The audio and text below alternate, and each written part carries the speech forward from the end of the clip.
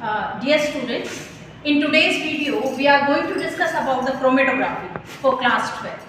So this is the experiment which we have in our syllabus. To separate lead and cadmium ions present in the given mixture by using ascending paper chromatography and determine their RF values.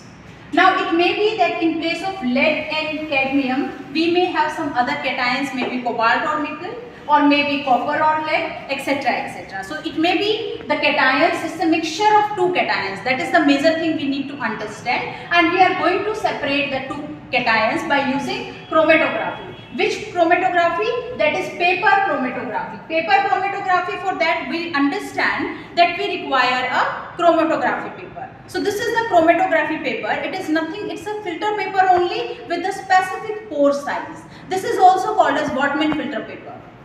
This is chromatographic paper, or this is also called as Whatman filter paper. So it is nothing different, it's just a filter paper, but different than the normal or the ordinary one. It is not the normal one, it is the pore size is different. Now what is the property of this filter paper, or how is it acting? In this chromatography, it is acting as a stationary phase.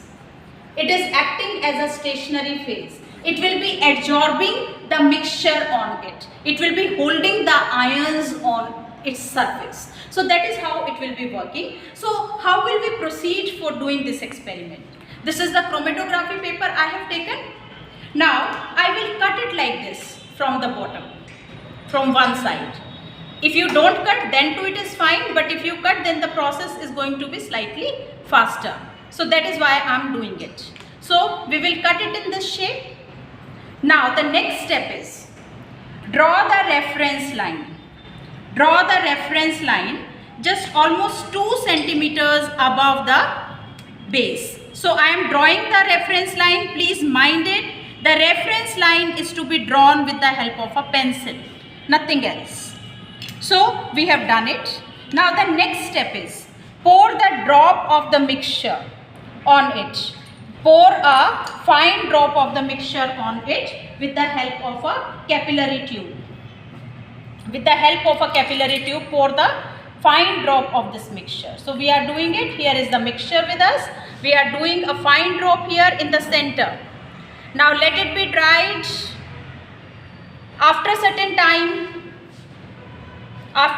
time, then again another drop at the same point we will be doing. Right? So that is how it will be done. So first step is take the filter paper, cut it if you want, then draw the reference line. Third step is put a drop, reinforce the drop by putting another drop.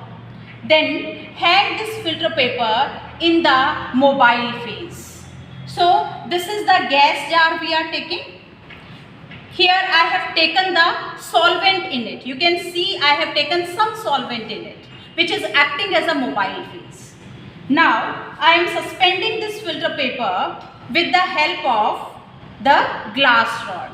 I will adjust its height in such a way so that only the tip of this paper is going to be in the solution or in the solvent without going the drop itself. Drop should be above the solvent level or above the mobile phase, while only the tip of the filter paper should go in. So that is how we are going to do it. Now let it be in rest for at least 10-15 minutes till the level of solvent will be rise enough. Now let's have another set. Here you can see that this is the level of the solvent. This is the level of the solvent. Solvent has traveled up to this extent. Now what is the role of this mobile phase? We will keep it for drying. We'll keep it for drying. Now what is the role of this mobile phase? Mobile phase will be taking, mobile phase, what is stationary phase here? All these are the questions for Viva. What is stationary phase here? Stationary phase is the chromatographic paper. The other name for this chromatographic paper is, that is Whatman filter paper. Chromatographic paper or Whatman filter paper. What is the function of this? This is absorbing the cations on its surface. Now what is the function of this mobile phase? Mobile phase is taking or helping the ions to move. It is helping the ions to move. Ions movement it will be helping. So how is it? This is the filter paper we have taken. Here I draw the reference line. Here I put the drop of the mixture. Now I am suspending the chromatographic strip in the gas jar filled with the mobile phase or the suitable solvent. I am telling you in such a way so that only the tip of this is inside the solvent. Now the solvent will start rising. It will travel, it will go up to certain distance. Say the distance traveled from reference line. Say this is the distance traveled by the solvent. Say it is A centimeter. Now along with this solvent, the ions will also travel certain distance. Say one ion is at this distance, another ion is at this distance. Say the distance traveled by this is X centimeter and the distance traveled by this is Y centimeter. So that is how we are doing. So this is already done.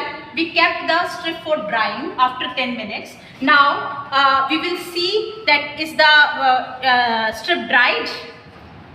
Is the strip dried? If it is dried, then we will develop the color with the help of a developer. So this is the strip which is dried almost. Now we will sprinkle the developer on it. What is the developer here? H2S is acting as a developer which will help the ions to show their color. And after using the developer, we will get this type of color. We will get this type of color. Here you can see that this is the level of the solvent. This is the level of the solvent. This is the level of the yellow color because of the cadmium. And this is the level of the black color because of the copper. So that is, because of the lead. So that is how the separation of the components happened. It is lead, it is cadmium, and this is the distance traveled by solvent. So now by using all these distances, we will measure this distance, and then by using all these distances, we will calculate the RF value. So we will make a table here. We will make a table. Here we will write name of the component. Here we will write distance traveled by the solvent.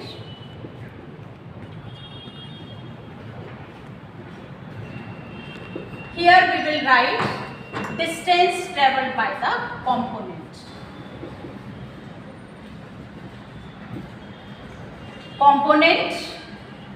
And here it is RF value. So this is how we will be making the columns. Here we are doing the separation of lead ions, so lead ions, and we are doing separation of cadmium ions, so cadmium ions. So name of the component, lead ions, cadmium ions. Distance traveled by the solvent is same in both the cases. It is A centimeter. So A centimeter, A centimeter. So here in place of A, after measuring the distance, whatever the distance is coming in your experiment, you will write that in place of A. Now distance traveled by the component. Like if say I am talking about, say lead is here. This is the black spot. This is the black component. So black component we know this is because of lead. So say this is the distance X centimeter. So X centimeter is the distance which you are going to measure. Say it is 0.2, 0.4, whatever will come, you will write the value here. Now moving to the distance traveled by the yellow component. So this is because of cadmium, yellow component. Because of cadmium, say this distance is Y. Now what is the RF value for lead? RF value for lead will be X upon A, and what is the RF value for cadmium? It will be Y upon A. So that is how we can find out, or we can do the experiment. Now the question comes, why this lead and cadmium are traveling different distances? Because they are not held by the adsorbing paper, or you can say by the chromatographic paper to the same extent. Lead is held more strongly, that is why it is traveling lesser distance. While cadmium is held less strongly, that is why it is traveling more distance. So that is how we can calculate the RF value. RF is what is the full form of RF? This is the retention factor. This is the retention factor. It tells us how strongly the component is held on the chromatographic paper. Thank you.